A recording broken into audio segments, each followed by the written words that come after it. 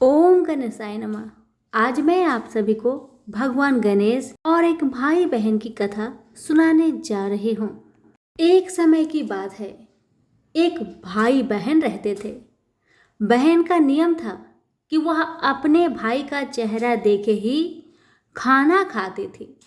हर रोज सुबह उठती थी और जल्दी जल्दी घर का सारा काम काज करके अपने भाई का मुख देखने के लिए उसके घर से निकल जाती। एक दिन रास्ते में एक पीपल पेड़ के नीचे गणेश जी की मूर्ति रखी हुई थी।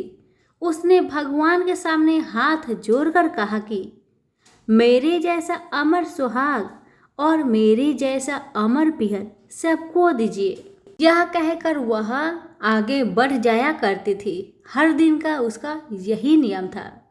जंगल के झाड़ियों के कांटे उसके पैरों में चुभा करते थे। एक दिन बहन भाई के घर पहुंची और भाई का मुख देखकर बैठ गई तो भाभी ने पूछा, पैरों में क्या हो गया है ननद जी? यह सुनकर उसने भाभी को जवाब दिया कि रास्ते में जंगल की झाड़ियों से गिरे हुए कांटे मेरे पाँव में चुभ जाते हैं।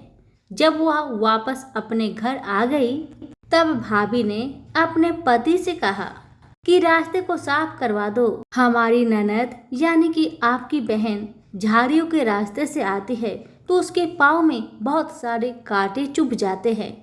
पत्नी की इतना बात सुनते ही भाई तुरंत उठा और हाथों में कुल्हाड़ी लेकर सारी झाड़ियों को काटकर रास्ता साफ कर दिया।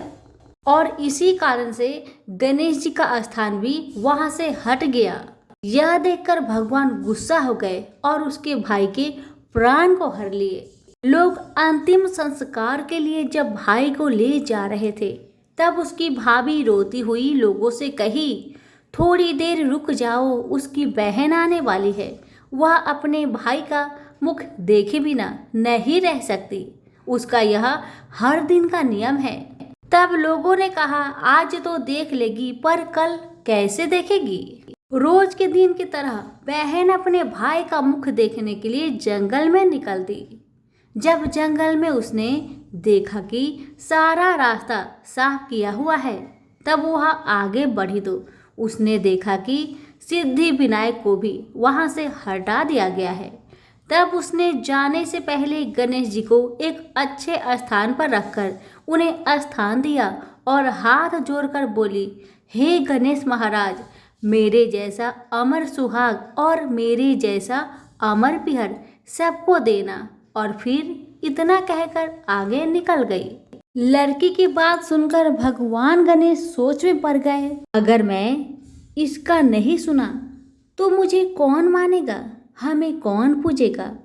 तब सिद्धि विनायक ने उसे पीछे से आवाज दिया कि बेटी, इस खेजड़ी की 7 पत्तियां ले जा और उसे कच्चे दूध में घोलकर भाई के ऊपर छींटा मार देना, वह उठकर बैठ जाएगा। यह सुनकर जब बहन पीछे मुड़ी तो उसने देखा कि वहां तो कोई नहीं है, लेकिन फिर भी उसके दिल से आवाज आई, जो मैंने सुना वैसे ही करती हूँ, देखा जाए क्या होता है। इतना सोचकर वह 7 खेजड़ी की पत्तियां लेकर अपने भाई के घर पहुंची। उसने देखा वहां कई लोग बैठे हुए हैं। भाभी बैठी रो रही है और पास में ही भाई का लाश रखा हुआ है।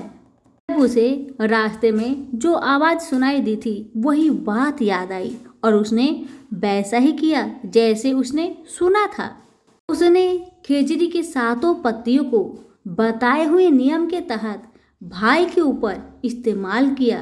तब उसका भाई उठकर बैठ गया। भाई बोला बहन से, मुझे तो बहुत ही गहरी नींद आ गई थी।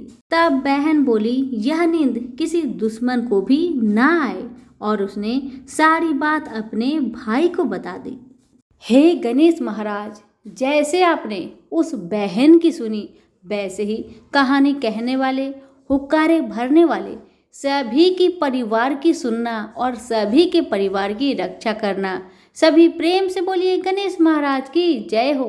धन्यवाद।